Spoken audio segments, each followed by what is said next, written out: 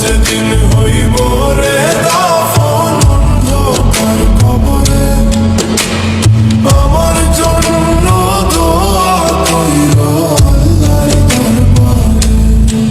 আমায় ধীরে ধীরে কবরে শুয়ায়ো রে, আমি মইরা গেলে আমায় মনে রাইখো রে, আমি মইরা গেলে আমায় মনে রাইখো রে।